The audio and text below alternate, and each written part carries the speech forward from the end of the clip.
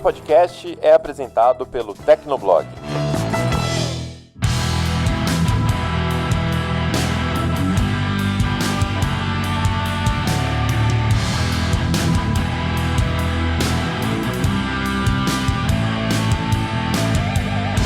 Olá, ouvinte! Seja bem-vindo! Está começando mais um episódio do Tecnocast. Eu sou o Thiago Mobilon. Eu sou o Paulo Riga. E eu sou o Felipe Ventura. No episódio de hoje, a gente vai falar sobre 3 temas. O retorno da Nokia ao Brasil, já temos aí um celular anunciado. O caso da Xiaomi, que está coletando dados de navegação nos seus smartphones, foi descoberta, negou, deu um baita rolo. E também sobre o evento que a Microsoft fez com gameplay do Xbox Series X.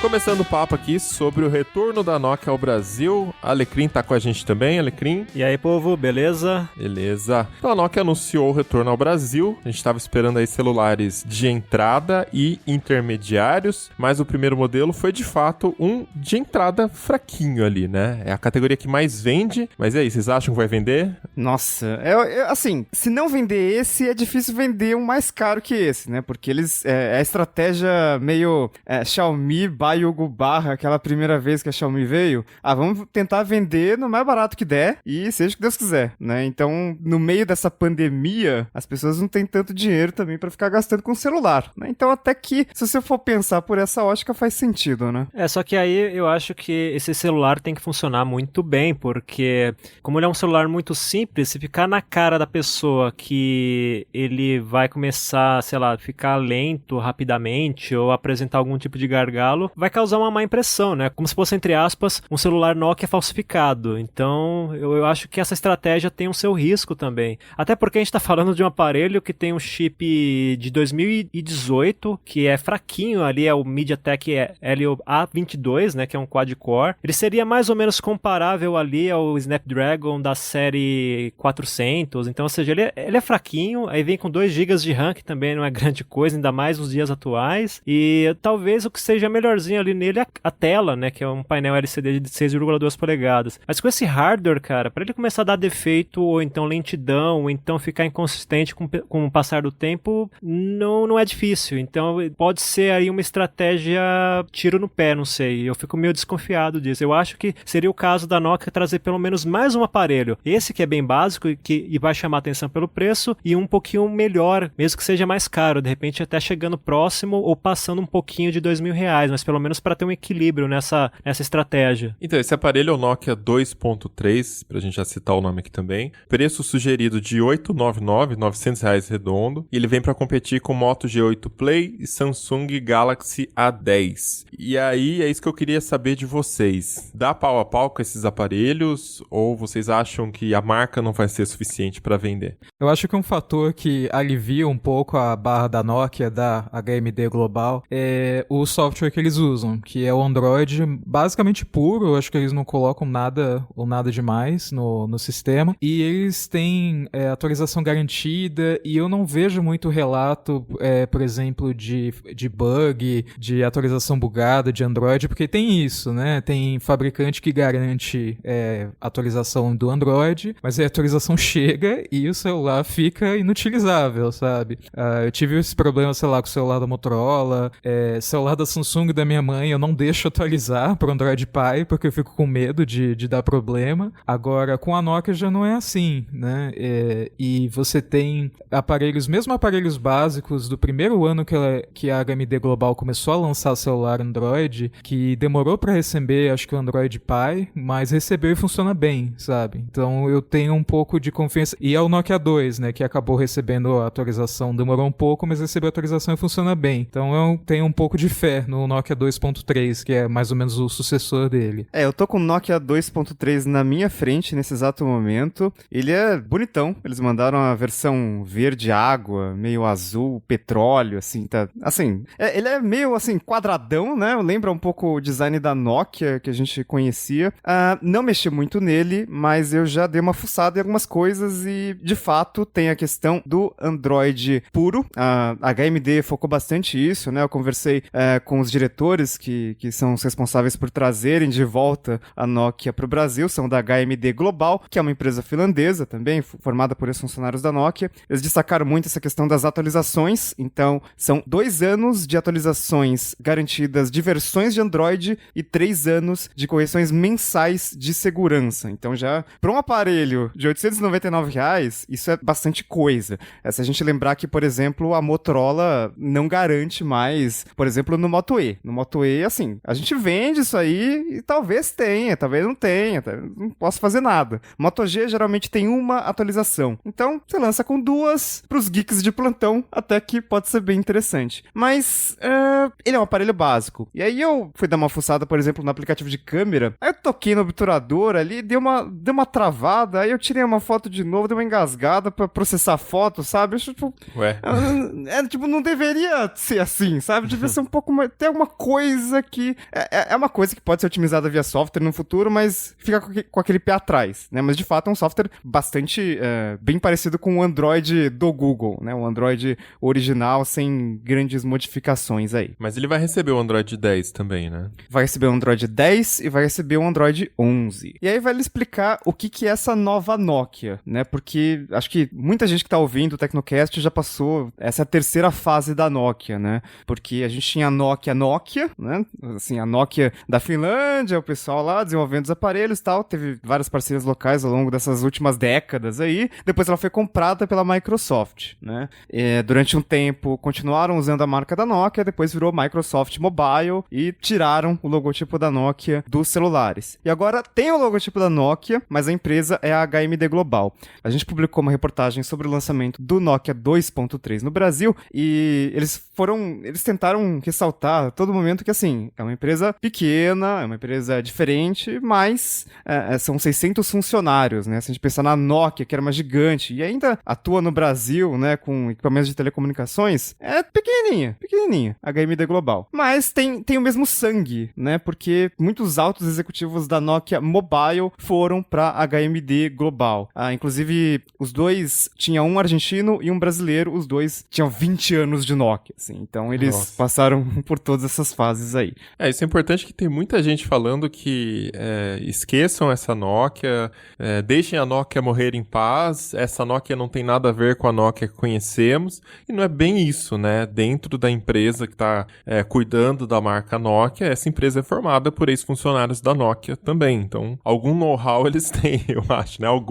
Tô fazendo uma aspas aqui, né? Os caras trabalhavam na Nokia, eles sabem como é o processo da Nokia. Com certeza, isso acontece inclusive no Brasil, que tem um executivo de vendas que ele era da Nokia, foi para a Microsoft na época que a Nokia que a divisão móvel da Nokia foi comprada, e agora está de volta para essa empreitada da AMD Global no Brasil. Então, realmente, essa coisa do DNA da Nokia original está muito presente ainda. A gente percebe isso até com cuidado no design dos aparelhos, né? O design e acabamento, você pode ver que até os modelos mais simples, pelo menos olhando nas fotos, assim, a gente percebe que eles tiveram a ciência de que é importante criar uma imagem, um padrão visual próprio, e depois, obviamente, tentar construir esses aparelhos seguindo... Assim, você não vai ter aqueles aparelhos tijolão de antigamente, com aquela resistência inquebrável, né? Mas você tem alguma coisa que a gente dá pra perceber alguma robustez, mesmo nos aparelhos mais simples. Então,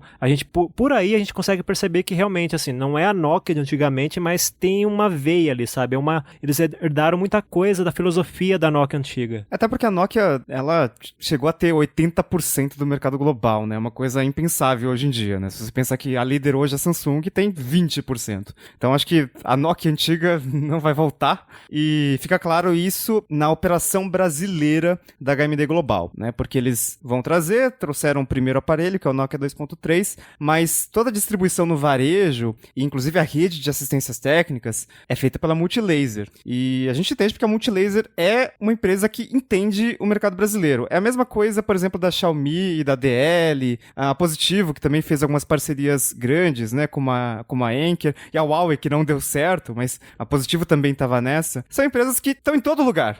E varejo brasileiro é um troço muito complicado, porque é muito fácil a gente pensar, tem a B2W, tem a Via Varejo e acabou. Só que aí dentro de cada estado tem aquele varejista que domina domina aquele estado. Então, os grandes varejistas, eles são muito pouco perto do total do varejo. Então, você precisa ter uma cadeia de distribuição muito eficiente, senão não dá certo, né?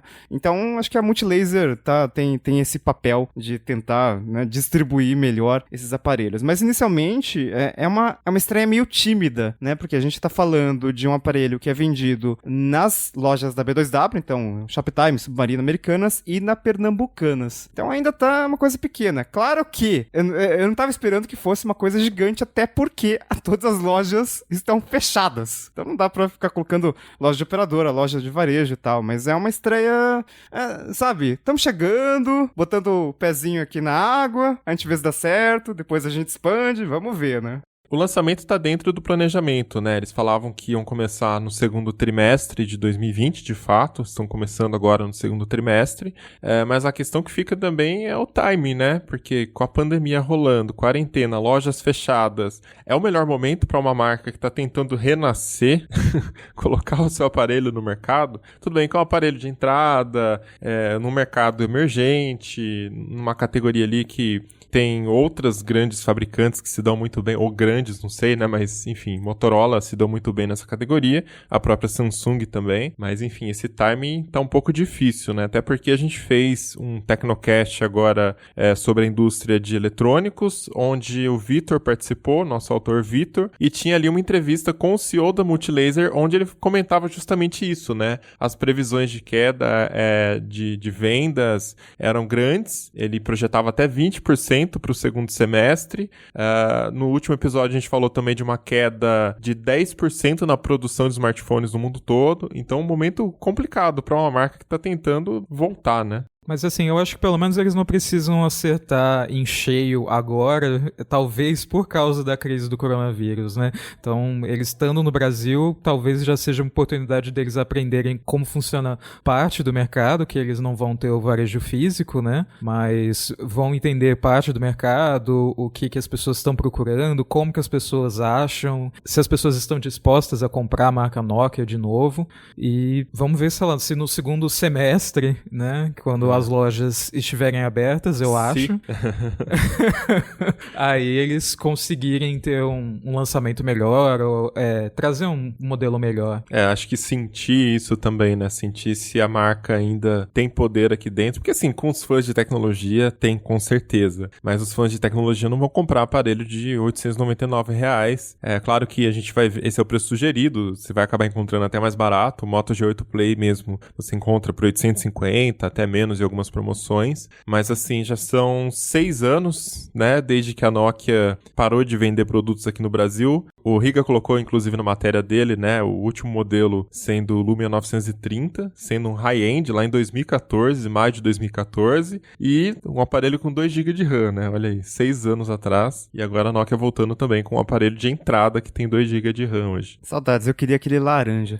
Mas eu falei com o Júnior Fávaro, que ele é diretor de marketing e vendas da GameD Global aqui no Brasil, e ele disse o seguinte, claro, ele tentou vender o peixe dele, falou que a marca Nokia ainda é forte, né, na cabeça do consumidor, porque a marca dominou o mercado brasileiro por muito tempo, né, então se a gente falar pros nossos pais, eles sabem o que é Nokia, eles já tiveram o celular da Nokia e tudo, focaram na questão do preço, né, porque a gente tá num momento de crise, então é difícil que as pessoas gastem tanto dinheiro com celular high-end, como por exemplo o Nokia 8.3 5G, que é um aparelho que chegaria muito mais caro, ainda mais com esse dólar, mas ele disse o seguinte, que nesse cenário que tá complicado pra todo mundo, não tá complicado só pra eles. Então, por exemplo, o dólar, embora eles estejam importando o aparelho, mesmo pra quem fabrica, mesmo pra quem monta no Brasil, as peças são importadas, então também afeta os concorrentes deles. Então, é uma coisa... Ficou a sensação de que, assim, vai ser difícil, mas como tá difícil pra todo mundo, a gente consegue ter uma ideia melhor até de como que vai funcionar isso aqui, né?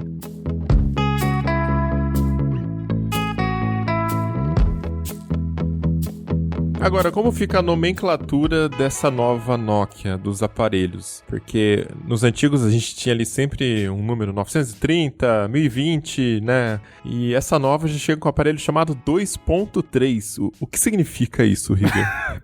Nossa, é muito louco. É uma coisa meio BMW, sabe? Meio Intel também. Inclusive, a nomenclatura dos processadores Core 3, e 5 e 7 é baseado na BMW. Isso foi um executivo da Intel que me contou.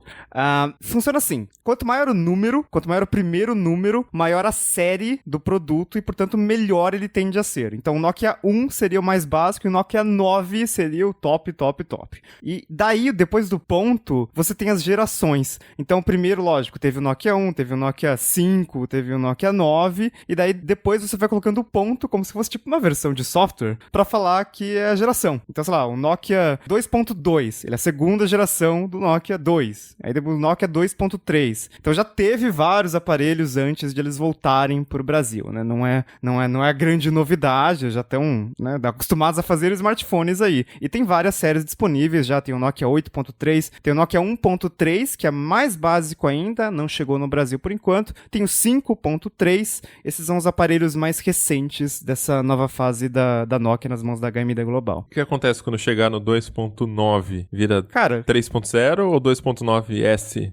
2.10, pô. 2.10. 2.10. Não, é engraçado isso, porque Estranho. acho que era uma coisa, teve uma discussão, uma puta discussão sobre, acho que kernel de Linux, porque tava chegando no ponto 9, e daí eles não sabiam o que fazer. Não, gente, bota ponto 10, acabou. É simples. É a geração, né? Então não tem problema voltar, assim, não é um número decimal, tá tudo bem. Mas você sabe que eu até gosto desse esquema de numeração, porque é fácil de entender. Sei lá, parece mais assimilável do que Samsung Galaxy S20 Ultraman, sabe? Tipo, sei lá, eu gosto dessa numeração. Espero que... O problema, assim, é que se eles fazem que nem a Samsung, por exemplo, que até um tempo atrás tinha algo parecido e depois na linha Galaxy A resolveu mudar tudo, né? Aí hoje você tem A10, A20 e etc. Mas se eles mantiverem esse esquema pelo menos por um bom tempo, eu acho que é bastante pertinente, assim, pro consumidor ficar fácil de entender. Mas tem que ser padrão, né? Parece mais prático, né? Mas Sim. Tem que ver pro marketing qual funciona melhor, porque as marcas costumam utilizar aquele Pro ou Ultra, ou,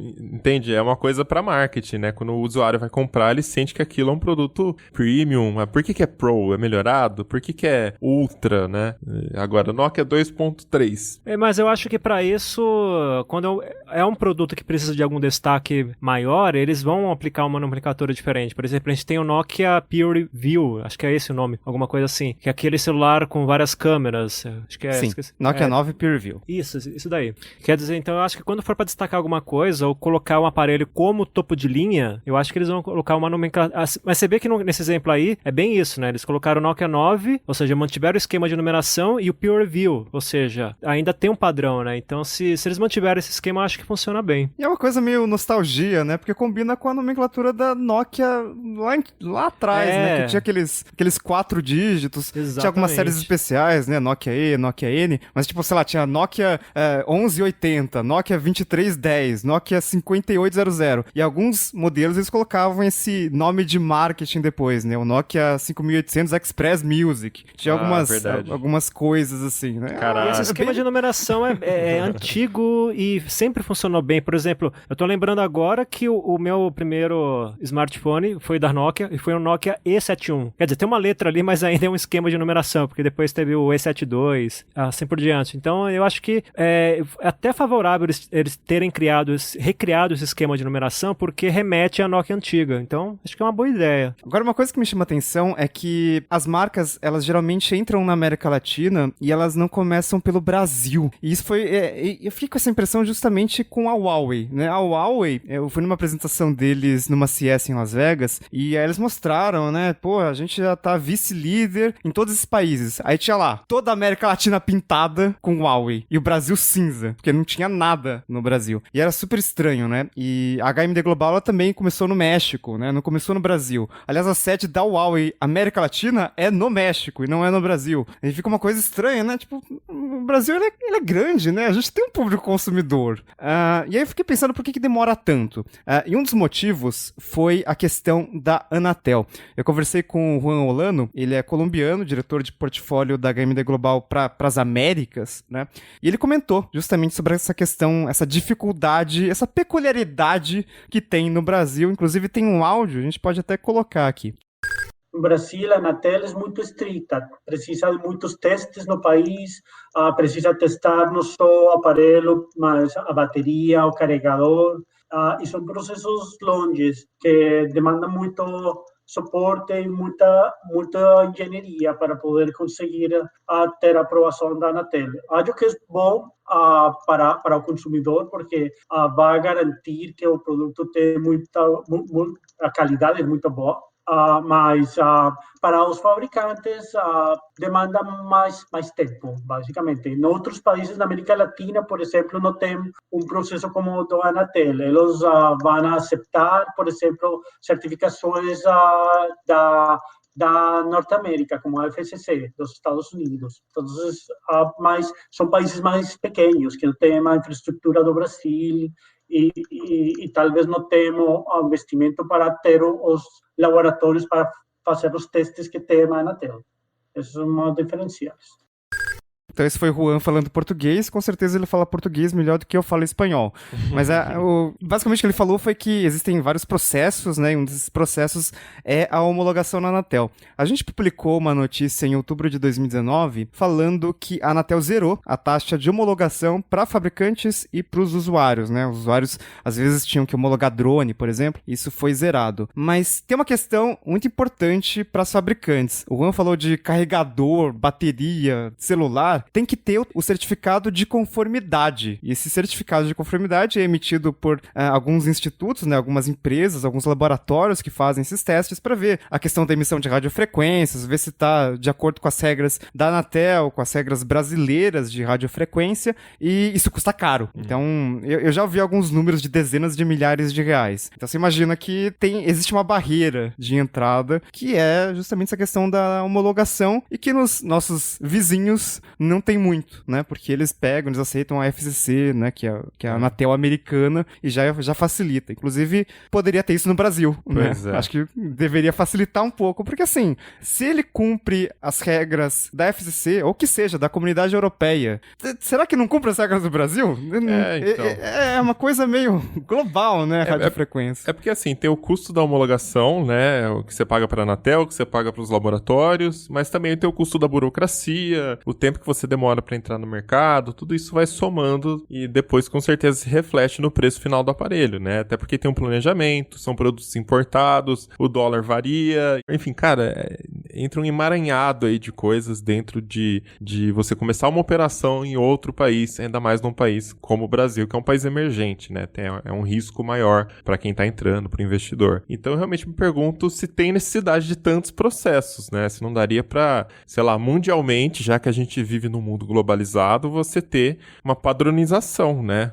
Nesse ponto eu sou favorável a algum tipo de padronização, porque se o aparelho não tá dando problema em nenhum lugar do mundo e já recebeu os selos, as certificações lá fora, por que precisa chegar aqui e receber de novo e passar de novo por todo o processo?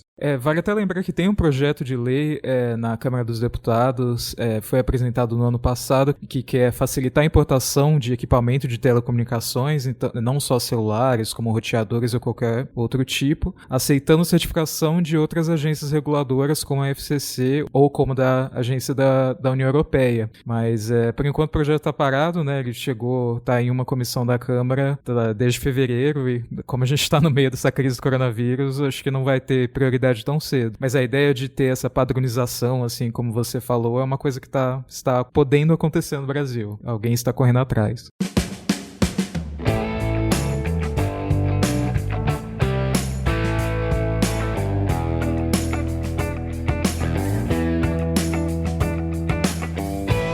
No último episódio, a gente falou sobre LGPD, né, a Lei Geral de Proteção de Dados Pessoais, e durante o programa eu também comentei o caso da Xiaomi, que foi pega aí no esquema que ela estava coletando dados de usuários. Então vamos comentar isso hoje com um pouquinho mais de profundidade, já que tivemos novos episódios. Riga, conta pra gente o que estava rolando. Cara, um pesquisador de segurança, ele entrou em contato com a revista Forbes, porque ele comprou um Xiaomi, né, um Redmi Note 8, aí ele foi dar uma analisada, né, né, como todo analista gosta de ficar fuçando nas coisas, aí ele percebeu que o navegador do celular dele, o navegador padrão, que é o Mi Browser, estava enviando dados para Xiaomi. E ele não tinha aceitado, né, o envio desses dados e tal. Isso acontecia mesmo no modo privado. Então, assim, ter os dados coletados e enviados para um servidor da Xiaomi sem o consentimento é um problema. Agora, no modo privado, é um problema ainda maior, né? E você não sabe exatamente quais dados estão sendo coletados, então não tinha essa transparência. Então, segundo ele, todos os sites que ele visitou, e aí inclusive buscas no Google ou no DuckDuckGo, para quem tá, né, interessado em privacidade, eles eram enviados para a Xiaomi. E aí a Xiaomi teria acesso a esses dados, né, que ela recebia remotamente dos usuários. A Xiaomi disse que os dados são anonimizados e depois ela disse que não, a gente no modo privado a gente não coleta e tal. Aí colocaram um vídeo de prova mostrando que coleta sim. e aí continuaram negando. E não era anonimizado, né? Porque tinha uma chave e essa chave não alterava nunca. Se você entrava, fazia uma busca no modo normal do navegador e depois ia pro modo incógnito e fazia outra busca, ou se você no dia seguinte fazia uma busca, né, no vídeo o cara faz todos esses testes, esperava alguns dias, fazia a busca de novo, a chave não mudava, então a chave estava atrelado ao seu smartphone, provavelmente a conta da Xiaomi da pessoa que estava usando, então assim, não era anonimizado, né? O problema é tão grave, deixar esse desenvolvedor, o nome dele é alguma coisa assim, Gabi Serlig, não sei exatamente pronunciar, mas ele ficou tão bravo, que eu não sei se foi exatamente no Twitter ou no Facebook, mas ele disse em alguma rede social, algo mais ou menos assim, aparelhos da Xiaomi são backdoors com função de celular, porque...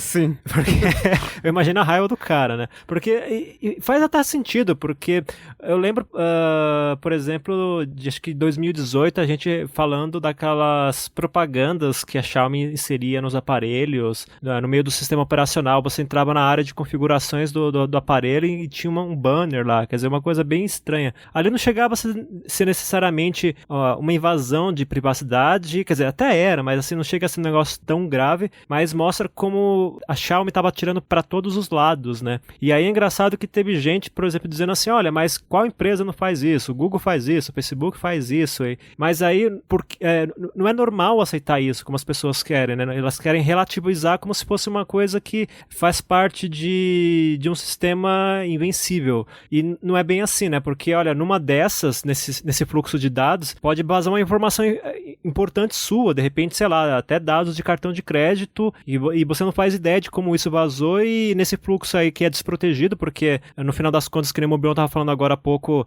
se tinha alguma criptografia ou anonimização dos dados, era uma coisa bem fraca, com uma chave que não mudava, então era bem superficial mesmo essa proteção. Numa dessas vazam seus dados e você não sabe como isso aconteceu, não tem ideia que era o seu aparelho que estava no final das contas servindo como efetivamente uma porta dos fundos para suas informações. Então eu acho que esse discurso, mas é porque isso acontece sempre, toda empresa faz isso, não é legal aceitar esse tipo de discurso, sabe? Não, de fato, essa reação assim do pessoal falando que você não pode ter privacidade na internet, você tem que aceitar esse tipo de coisa, talvez não tenha visto como a coleta de dados da Xiaomi é tão abrangente sem o consentimento. Assim, no Google, a questão do Google, do Facebook, você cria uma conta, você aceita o termo, por mais que você não tenha lido, pelo menos você aceita. Ninguém lê, né? Ninguém lê, mas você aceitou um termo ali, sabe, que não você pode segredo. Consultar. Então, exatamente, não era segredo, é uma coisa que você pode consultar a qualquer momento. O Google e o Facebook fazem uns esforços, assim, para reforçar a segurança, então os dados são transmitidos com uma criptografia mais forte. E outra, você não sabe por que a Xiaomi tá usando esses dados, né? A gente tá especulando aqui que seja só pros anúncios que tem nos smartphones, né? O pessoal já justificando, né, que os aparelhos são super baratos, então eles precisam de uma nova fonte de receita para poder vender o aparelho mais barato e tal. Mas gente não sabe, né? Esses dados podem estar sendo utilizados para outras coisas, podem estar sendo vendidos, né, para outras empresas. Enfim, quem ainda não entendeu a gravidade de uma situação dessas, assistam na Netflix o documentário The Hack, que conta a história da Cambridge Analytica, onde eles falam, inclusive, que na época lá de 2018, né, quando 2016, né, a gente fez até um Tecnocast explicando tudo, mas na época eles tinham mais de 5 mil pontos de informação de cada cidadão americano, assim, era uma coisa bizarra.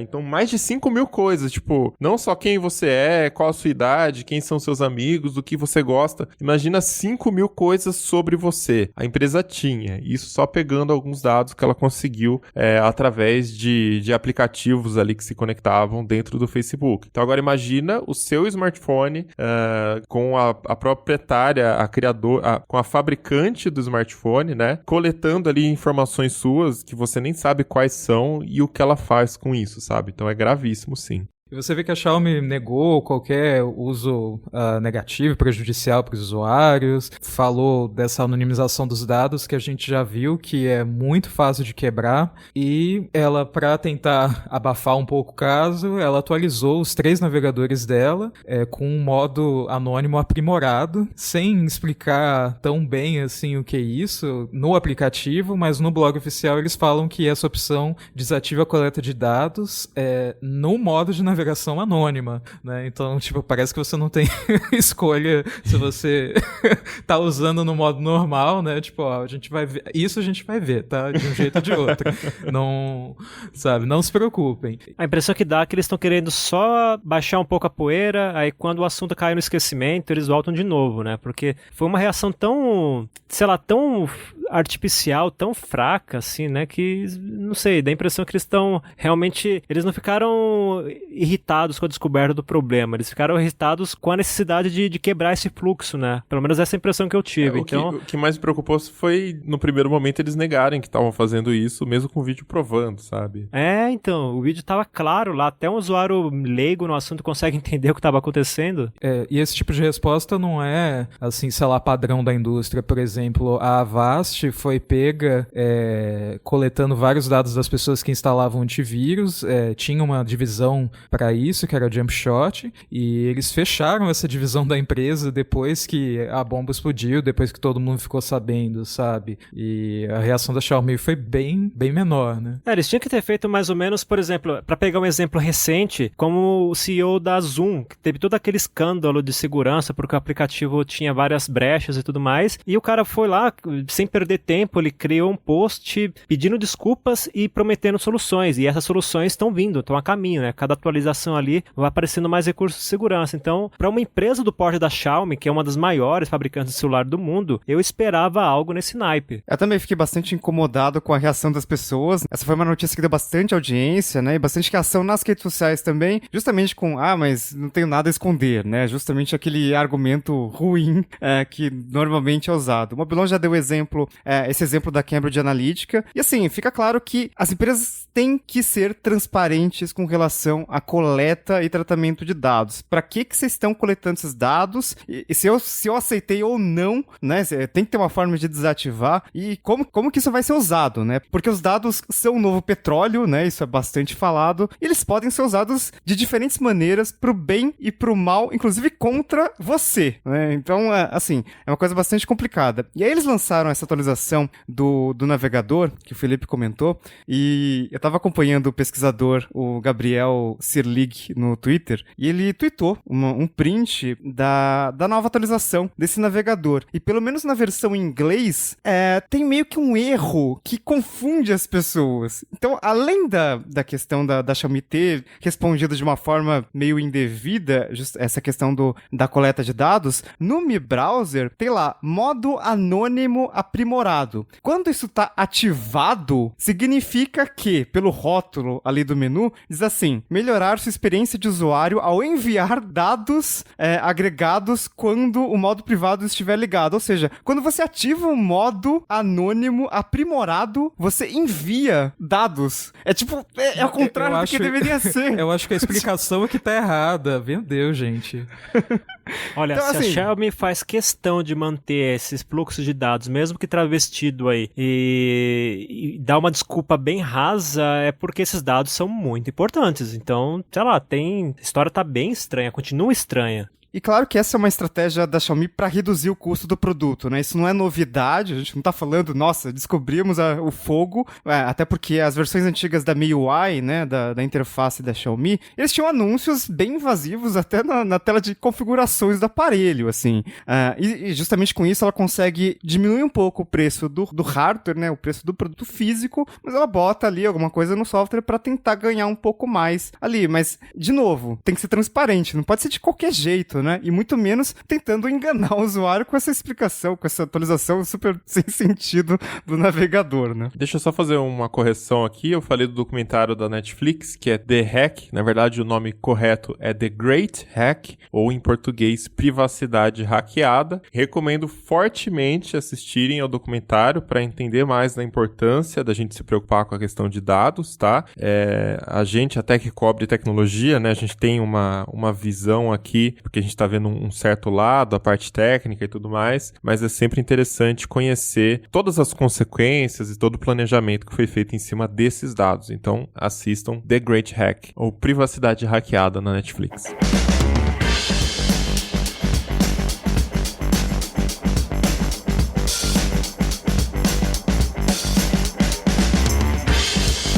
Dando sequência aqui, a gente recebe agora a Vivi Werneck, nossa autora de games. Oi, Vivi. Oi, gente. Olá, tudo bem? Tudo ótimo. Como tá a quarentena de casa aí? Muito videogame? Muito videogame, muito estudo também, porque da última vez, né, eu sofri bullying, porque eu ganho dinheiro jogando, né? Então, além do videogame, nós temos também bastante estudo, mas vamos que vamos, né? Tem que ficar em casa pra ficar seguro mesmo. Bom, a Microsoft, ela anunciou agora que todo mês vai ter um evento pra falar de Xbox Series X. O primeiro aconteceu no dia 7 de maio, e o que a gente espera desses eventos, Felipe? Bem, a Microsoft prometeu que ela basicamente vai transformar o Inside Xbox, que é um evento que acontece com regularidade, em algo chamado Xbox 2020, que vai ser super dedicado a Xbox Series X. Então vai falar sobre os futuros jogos, como vai ser o console, os exclusivos e assim vai. Primeiro a gente teve agora no dia 7 de maio o gameplay, entre aspas, de vários dos primeiros jogos que vão ser lançados pro Series X. Muitas aspas aí. Muitas aspas, que os primeiros que vão ser lançados aí pro novo console no final de 2020 ou perto disso.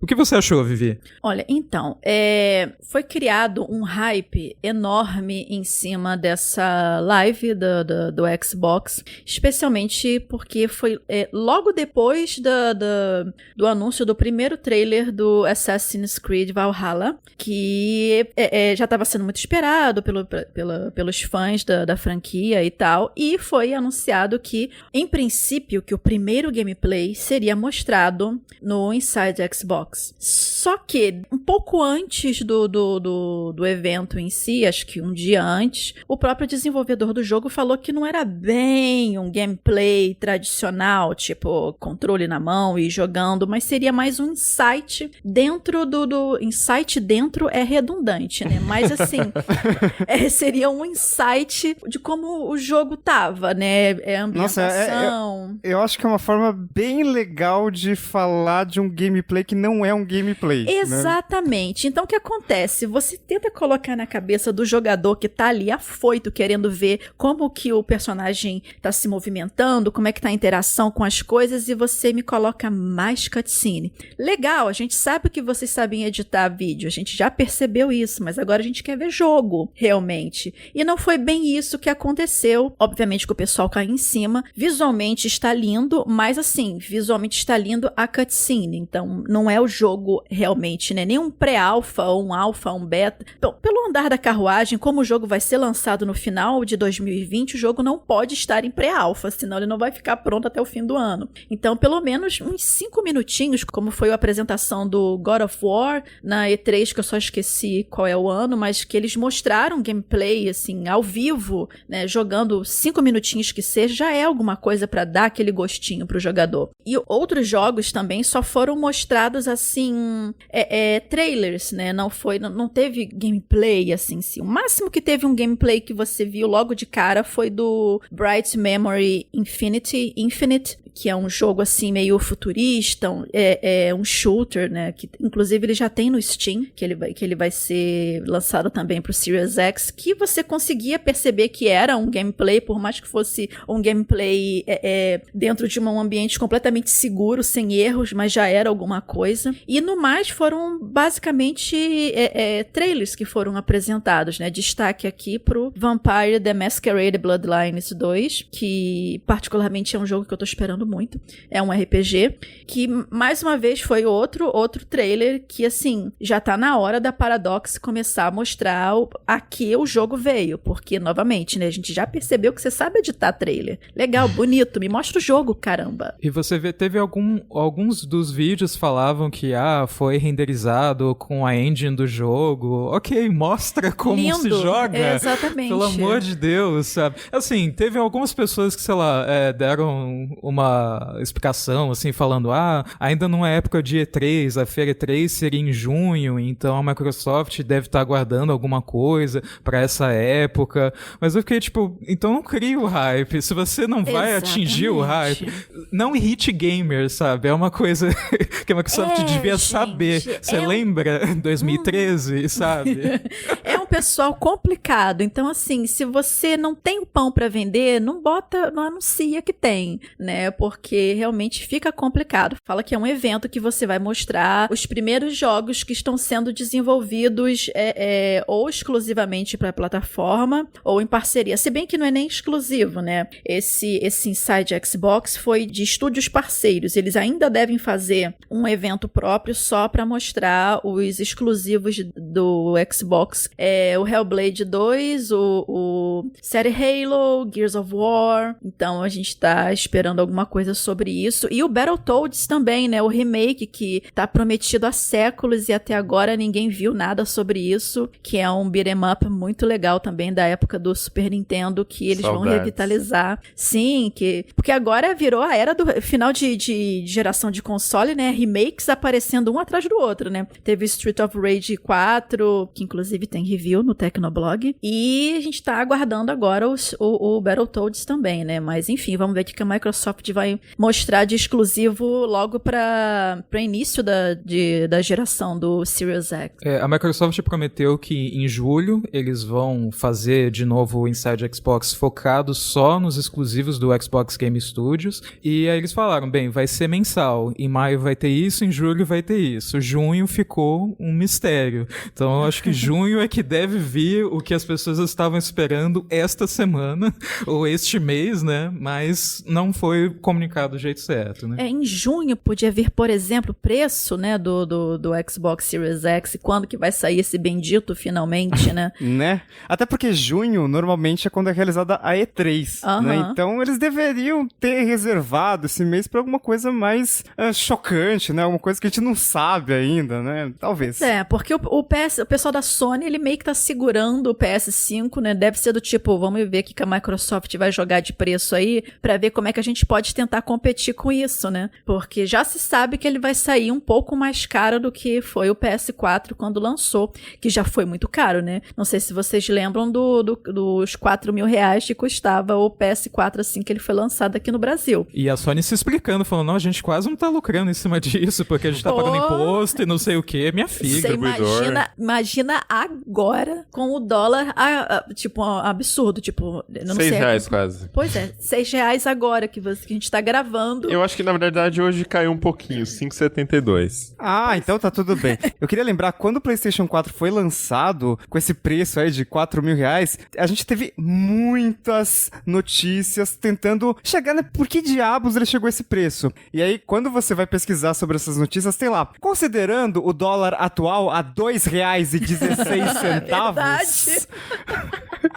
dá esse preço, entendeu? Isso vai chegar aqui a preço de MacBook, praticamente, de iPhone, alguma coisa assim, porque não é Se possível. der pra rodar um Hackintosh nele, então quem sabe dá pra...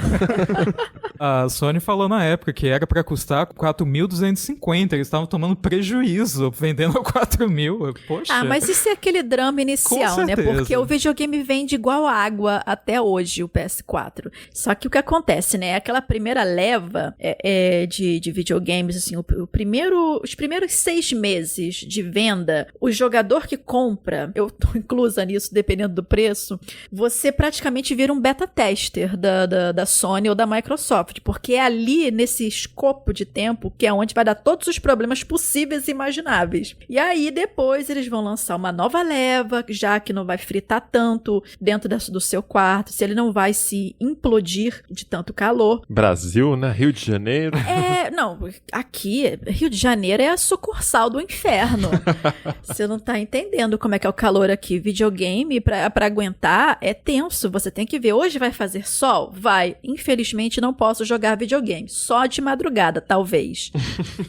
Então, é assim. Então, assim, eles falam essa coisa de, não, foi o preço que a gente conseguiu colocar pra não ter prejuízo, porque eles precisam vender essa primeira leva de videogames pra ter o feedback do público, pra ver como é que eles podem melhorar na segunda leva que eles vão produzir, já com os fixes todos do que a primeira galera que comprou reportou. Coisas do tipo. Até pra ter ganho de escala, né? A primeira leva ela acaba dando mais prejuízo mesmo, mas a segunda é onde eles começam a ganhar. Não é à toa que tá vendendo há anos e agora que eles, né, estão colhendo os Gente, frutos. o PS3, o Xbox 360, se você duvidar, você ainda tá vendendo. Há pouquíssimo tempo foi que o PS3 não tem mais suporte, vamos dizer assim, da PSN Plus, essas coisas assim do tipo. Então, assim, quem tá comprando o PS4 agora ainda tá fazendo um ótimo negócio, especialmente se pegar o Pro, que tem 1 terabyte de HD. Ainda vai render bastante, ainda vai sair muito jogo, tanto pro Xbox One quanto pro PS4. E a Sony e a Microsoft estão reforçando muito isso, falando, olha, vários jogos vão ser lançados para as duas gerações,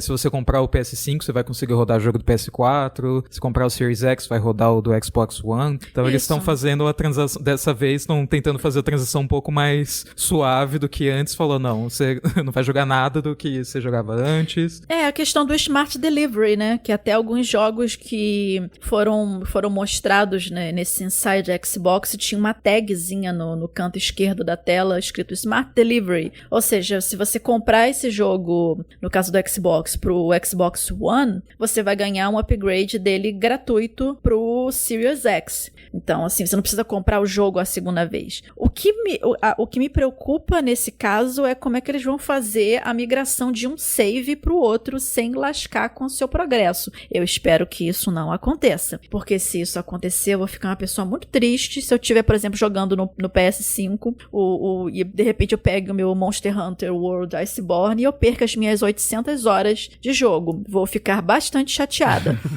A promessa deles é justamente para ter o crossplay, né? Se começou no console antigo, comprou um console novo, vai ficar tudo igual, é só como se fosse trocar de computador, sabe? Sim, isso na Microsoft funciona bem. Eu sempre digo que, assim, apesar de eu jogar em relação a consoles, eu jogar mais nos consoles da Sony, a parte online da Microsoft, da integração do PC com o Xbox é infinitamente melhor. Então, o próprio Game Pass, a questão de você poder jogar o cross-platform, né, dos seus próprios produtos, vamos dizer assim, a parte online da Microsoft, na minha humilde opinião, é superior à PSN. Então, a minha preocupação com esse tipo de migração, no caso do PS5, é justamente essa, se não vai haver perdas de save nessas coisas, porque, por exemplo, quem assina PS Plus, eu espero que a pessoa use o serviço online para jogar o save em nuvem, né? Porque assim vai te evitar muitos problemas caso seu HD vá para esse lugar aí. Então você... olha, eu pausei na hora. Né?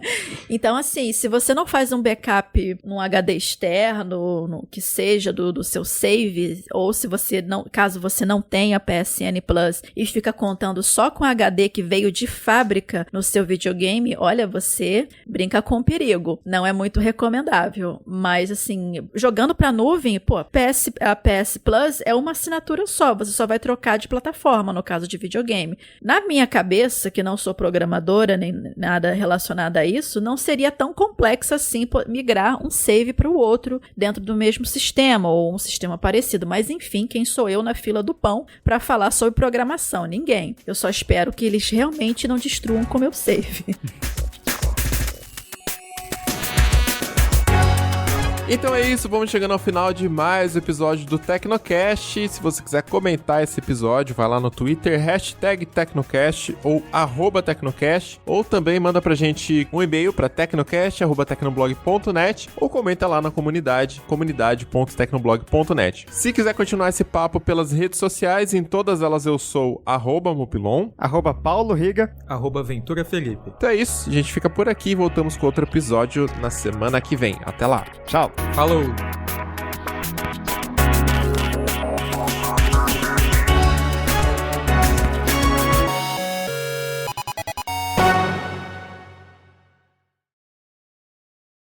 Gravando. Nossa, não aguento mais gravar Tecnocast. Toda semana tem Tecnocast. Daqui a pouco a gente vai estar no Tecnocast 200. Já durou 5 anos pra chegar no Tecnocast 100. E se for toda semana daqui pra frente, Rigo? Os ouvintes estão pedindo. Estão pedindo? Estão pedindo. A gente tá recebendo um monte de tweet aí. O Barba não gostou muito da ideia, não. Mas travaram, né? Conclusão? Fechou? Acabou? Acabou. Acabou? Vivi, vamos ver se subiu o seu áudio, você já pode fechar também. Tá, mas assim sem se despedir, me dá uma boa noite? Então, porque... Não, claro, calma. Mas assim seco, sem nada, cheguei aqui Tchau. toda feliz e agora vai embora. Você já conseguiu o que você queria de mim e agora você me chuta. Pronto. É assim que você lida comigo? Eu esperava mais de você. Você devia se envergonhar. Desculpa, Vivi. Tudo bem. Olá, ouvinte! Seja bem-vindo! Gritei demais. Não, tá bom. Tô muito alto. Tá bom. Eu tô cansado de gritar no começo do episódio. Olá, ouvinte. E aí, quando eu não grito, o Riga fala que eu tô desanimado. Vamos lá. Não, mas olá, ouvinte. E olá, ouvinte, você tem um meio termo assim que funciona bem. É difícil esse meio termo. Vamos lá.